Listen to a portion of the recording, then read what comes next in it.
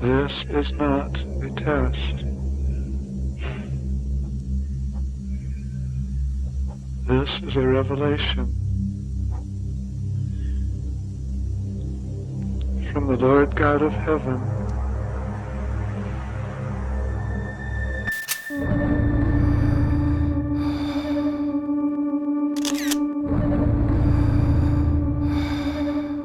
El hombre frente al jurado comenzó a narrar el sueño profético que había tenido. Describía que un ángel de cabellera rubia acompañado de una espada de fuego se le había aparecido en más de 3 ocasiones, que le ordenaba que se consiguiera muchas mujeres para desposarse. Entre más jóvenes era mejor. Todos en la sala se quedaron sorprendidos por la seguridad que tenía al declarar todo esto, pero él continuó diciendo que al principio se había negado, pero que en cuanto el ángel lo visitó por tercera vez, lo amenazó diciendo que si no lo hacía, el mundo que conocía ahora sería destruido. Así como este caso, hay muchos otros en donde hombres aseguran ser visitados por seres celestiales para cometer actos atroces e inhumanos, pero hoy te voy a contar la historia de Warren Jeffs, quien se hacía pasar por profeta ante miles de personas para convencer a sus seguidores de entregar a sus hijas para que se casaran con él. Gracias a esta farsa pudo desposar a más de 80 mujeres y no solo eso, llegó a abusar de cientos de menores de edad en frente de una congregación entera. Este varón, al confesar todo lo que había hecho, las personas comenzaron a conocerlo como el profeta diabólico.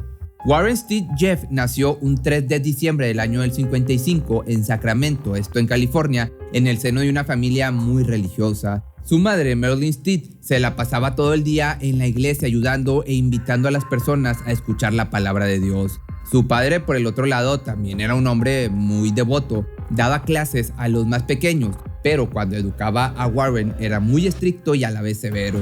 Desde pequeño lo guió para que él también fuera creyente de la Iglesia Fundamentalista de Jesucristo de los Santos de los Últimos Días. Su infancia, a pesar de esto, no fue fácil. Sus compañeros de escuela lo acusaban y se burlaban de él por la religión que profesaba. Trataba de siempre mantener un perfil muy bajo para no recibir el bullying y durante toda su adolescencia no logró hacer algún amigo o relacionarse con las personas fuera de la iglesia. Sin embargo, siempre, eso sí, fue muy respetuoso con la gente de su alrededor. Sus padres, a pesar de no darle toda la atención que un niño necesita, le enseñaron a siempre ser cordial y humilde para poder ganarse la confianza de los demás. Esto principalmente para que se desarrollara mejor en el ambiente de la iglesia y sobre todo mostrarse ante todos como una familia honrada. El padre de Warren, Rudolph Jeffs, consiguió un puesto de presidencia en la Iglesia Fundamentalista de Jesucristo de los Santos de los Últimos Días en el año del 86. Este puesto se lo ganó por su gran trabajo y dedicación. Este nombramiento fue un gran logro para él y su familia, ya que solo 8 personas habían recibido este honor. Para entrar un poco más en contexto, hay que decir que esta iglesia fue fundada a principios del siglo XX. En sus inicios era muy criticada porque una de las características que más resaltaban era la práctica de la poligamia. Desde ese entonces se creía que era una de las sectas más grandes de Estados Unidos, pero su popularidad comenzó a bajar cuando las personas comenzaron a tomarla como una religión más. Finalmente prohibieron la poligamia en el año de 1890 porque este tema traía muchos conflictos dentro y fuera de la iglesia, pero en algunas zonas de América hacían este tipo de prácticas. Para Rudolph Jeffs, la poligamia aún era bien vista en su iglesia. Comenzando su presidencia hizo muchas cosas por las personas, hacía donativos, ayudaba a la gente que no tenía hogar, dándoles asilo y comida. Su familia era la más beneficiada, obviamente, ya que ganaba un sueldo muy considerable y toda la congregación estaba muy agradecida por los cambios que había hecho en la iglesia, aparte de lo que se robaba. Cuando estuvo seguro de que se había ganado el cariño y admiración de las personas, comenzó a hacer varios cambios un poquito extraños o mucho extraños. Marilyn, su esposa, fue la primera en notar cómo el poder fue cambiándolo por completo. Rudolph se justificaba diciendo que ahora la iglesia era su esposa y tenía que estar más al pendiente de ella que de su familia. Cada año les ordenaba a sus seguidores entregarle a una hija y si esta era digna de él, tenía que casarse y rápidamente concebir varios hijos, obviamente con él. Para muchos, todo esto era muy extraño, así que también comenzó a alentar a sus seguidores masculinos para que tomaran a diferentes mujeres y las convirtieran en sus esposas. Las niñas y jóvenes no podían negarse, ya que Rudolph se encargaba de manipularlas y decirles que si no accedían a esta petición, podrían ir al infierno. Ya para el año del 2002, Rudolph tenía a más de 20 mujeres desposadas y más de 60 hijos. En algunas ocasiones abusaba, de hecho, hasta de sus hijas, y con ellas tenía más descendencia. Era un total depravado. En ese mismo año falleció de una enfermedad y todo quedó a cargo de su progenitor Warren Jeffs, quien también le iba a seguir el mismo camino, iba a ser igual de enfermo o hasta más. Él en ese entonces era consejero del líder de la iglesia. A pesar de que no tuvieran una buena relación padre-hijo, lo consideraba como su mano derecha y lo obligaba a permanecer junto a él cuando tenía relaciones, intimidad con sus seguidoras. Warren, al ver todo lo que hacía su padre, desarrolló una gran admiración. Le prometió que después de su deceso, él seguiría poniendo en alto su nombre, o sea, que seguiría con la misma perversidad. Semanas después, la iglesia lo nombró el sucesor de Rudolph, dándole el título de presidente de la iglesia. Su primer mandato era que a partir de ese momento sería reconocido como el presidente, profeta, vidente y revelador, así como la cabeza de la organización de los miembros de la iglesia varones adultos. En ese año conoció a Naomi Jessop, una de las viudas de su padre. La mujer se le había acercado para pedirle ayuda, ya que había quedado completamente sola, o se puede decir viuda, y sin recursos para poder solventar sus necesidades y la de sus hijos, los cuales venían siendo hermanos de Warren. Todas aceptaron excepto dos mujeres quienes aún amaban a Rudolph. Cuando ellas se negaron a tomar como esposo a este sujeto, Warren decidió expulsar a una de ellas y a la otra prohibirle volverse a casar. Naomi siempre estuvo a su lado. El hombre decía que era una de sus favoritas, por lo que la hizo su confidente y su mano derecha. En su tiempo como líder, el hombre era el único que podía casar a las parejas dentro de la iglesia, pero no solo decidía si debían casarse o no, también emparejaba a las personas y reasignaba a las mujeres para que estuvieran con otros varones ya casados. El número de sus seguidores era tan grande que se creía que ya controlaba gran parte de Colorado City, Arizona, Utah y Utah. La gran mayoría de las mujeres ya las había hecho su esposa, siendo un total de 78 cónyuges solo para él. Que aquí la gran pregunta es cómo mantenía a todas esas mujeres a quienes había esposado. La respuesta es que gracias a sus seguidores tenía bienes raíces y construcciones, y aparte tenía la cantidad de más de $100 millones invertidos en esas propiedades. La mano de obra la obtenía gratuitamente sus seguidores, incluidos de niños que llevaban a cabo el proyecto de las construcciones. Aparte de ser dueño de todas estas propiedades, le pedía a cada uno de sus miembros varones donar entre $500 y $1,000 por mes para seguir perteneciendo a su culto. Cuando estos se rehusaban a pagar o no completaban la cantidad de dinero, Warren los amenazaba diciéndoles que se encargaría de quitarles a sus hijos su trabajo y los expulsaría de su comunidad. A solo 3 años de su puesto como presidente en la iglesia, ya había impuesto un gran miedo a sus seguidores. Todos ellos sabían el gran poder que tenía, no solo financieramente, sino espiritualmente. Les hablaba y les contaba de sus sueños proféticos para que donaran más dinero, e incluso llegó a decir varias veces que necesitaba tener intimidad con cada una de las jóvenes de la congregación para que el culto no cayera en pecado y el mundo no ardiera en llamas.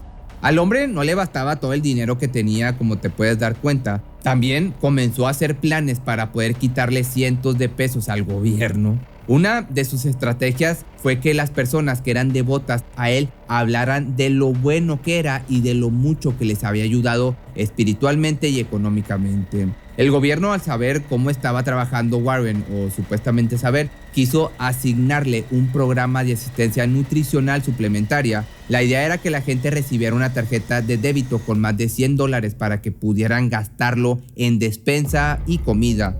Sin embargo, algunas de estas tarjetas, ¿qué crees? Iban directo a los bolsillos de Warren. Al ver cómo las demás se iban a otras manos, tuvo la idea de comprar un almacén y asociarse con varias empresas para que las personas que usaran la tarjeta solo compraran exclusivamente en los puestos en donde la gente de la iglesia fuera administradora.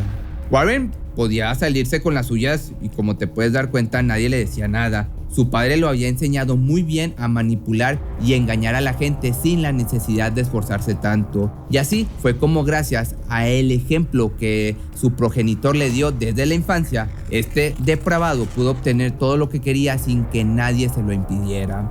Para el gobierno, para sus esposas, para sus seguidores y personas que escuchaban hablar de Warren, era un Mesías que fue enviado por Dios. Hipnotizaba a todos cuando describía cómo en las noches el ser todopoderoso le hablaba y le decía lo que debería de hacer para detener el fin del mundo. Más de una década siendo como un héroe para muchas personas, hasta que un día estas mismas comenzaron a abrir los ojos finalmente y darse cuenta del charlatán que era y de todas las cosas incorrectas que hacía. Gracias a que la gente era más consciente de lo que hacía, el juego de Warren por fin iba a acabarse.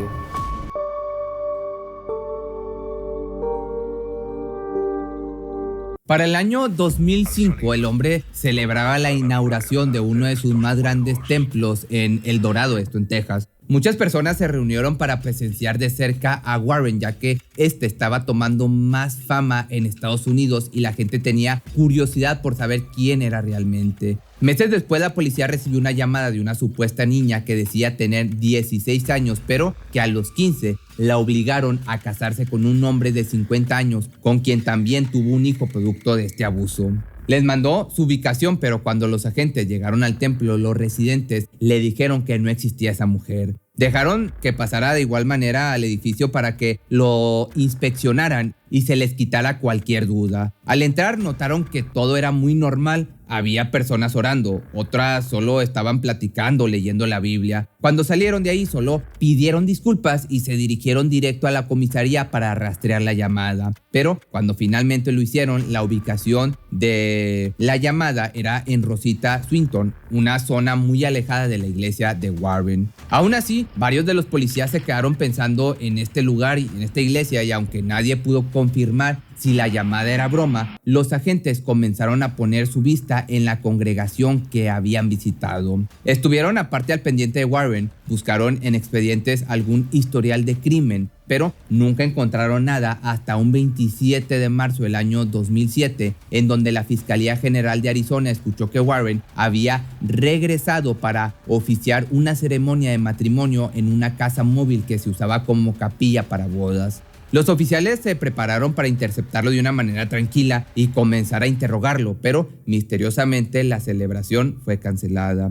Varias fuentes afirman que para el año 2006 Warren comenzó a tener un perfil bajo, ya que no asistía a ceremonias de bautizos o bodas ni funerales. Todos estaban extrañados ante esta situación, pero el hombre solo mandaba a su mano derecha a decirles que estaba enfermo y necesitaba recuperarse. Pero lo que nadie sabía era que desde el año 2004 el FBI lo tenía en la mira, ya que uno de sus sobrinos presentó una demanda en contra de él, ya que había abusado íntimamente cuando era todavía un niño. No solo Warren había cometido esta aberración, Brent, su sobrino, afirmó que animaba a sus seguidores a que se aprovecharan de él y de su hermano más pequeño. Cuando esto sucedió, el hermano de Brent se animó a presentar cargos, pero un día después de haber declarado todo lo que había sufrido en su niñez, se terminó quitando la vida. Warren, por su parte, seguía desaparecido, pero las demandas contra él iban creciendo y creciendo. Apareció otra acusación un año después de que sus sobrinos testificaran lo que sucedía dentro de la iglesia. En junio del 2005 salió una declaración en Arizona. Estas fueron anónimas, ya que aún tenían miedo de lo que el hombre era capaz de hacerles a ellos y a su familia.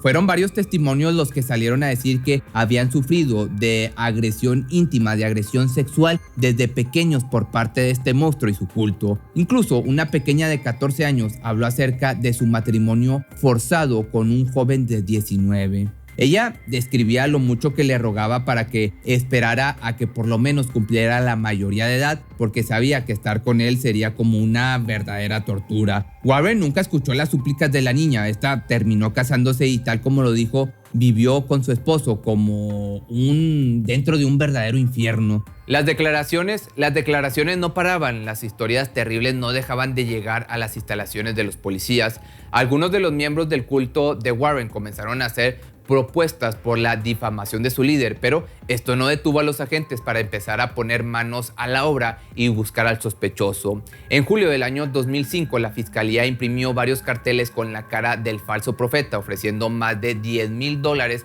a quien tuviera información de este. Gracias a toda la divulgación, dieron con el paradero de uno de los hermanos de Warren. Este fue arrestado bajo sospecha de albergar a un fugitivo. Cuando investigaron sus pertenencias, se dieron cuenta de la gran cantidad de dinero que tenía en efectivo y en tarjetas de débito prepagadas, mismas que el gobierno le había dado a Warren para que se las repartiera a las personas de bajos recursos. A pesar de que los policías hacían todo para sacarle información a Seth, el hermano de Warren, este seguía resistiéndose y afirmando que no sabía en dónde se encontraba su hermano y que, de saberlo, jamás lo iba a confesar. Los agentes pues ya no tuvieron otra alternativa más que sentenciarlo a 3 años de cárcel más una multa de $2,500 pesos, que por todo el dinero que se robaba yo creo que la cantidad era muy mínima. Pero bueno.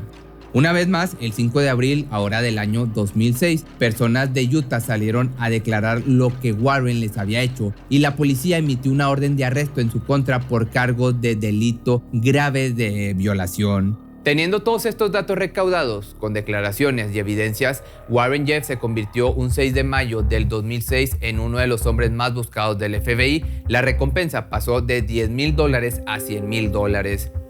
Dieron un comunicado a todo el país diciéndoles que este hombre era muy peligroso, sobre todo por los seguidores tan leales y armados que él tenía. Sin importar cuántas personas lo estuvieran buscando, Warren volvió a salir para hablar con sus seguidores increíblemente y volverles a lavar la cabeza diciéndoles que las personas malas eran las que estaban difamándolo y manchando su honor. Seguía en su cabeza afirmando que era un enviado de Dios. Y así como a Jesucristo no le creían que era hijo de Dios, él estaba pasando por esta misma situación.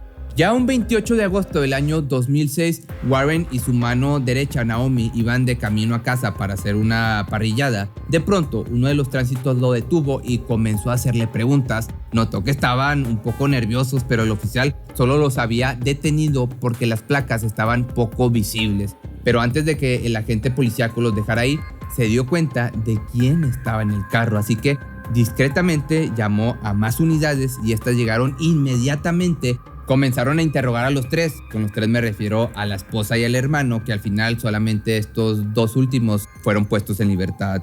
Teniendo a Warren en el jurado, se le leyeron los cargos que tenía en su contra. Cada uno de estos delitos le daba una pena de 5 años a cadena perpetua. Había muchos oficiales de diferentes estados haciendo fila para darle su condena. Primero fue con el de Utah y ahí recibió 3 cadenas perpetuas por abusos. Luego se trasladó a Arizona, en donde se le juzgó y le dieron otras cadenas perpetuas. Estuvo recluido en la cárcel del condado de Washington y ahí esperó su juicio final. La espera fue tan larga que comenzaron a tener varios problemas. Uno de ellos era que los testigos principales empezaron a tener miedo y no quisieron declarar, y gracias a esto estuvo a punto de declararse inocente. 4 meses después, Warren renunció a su presidencia de la iglesia por medio de un correo electrónico.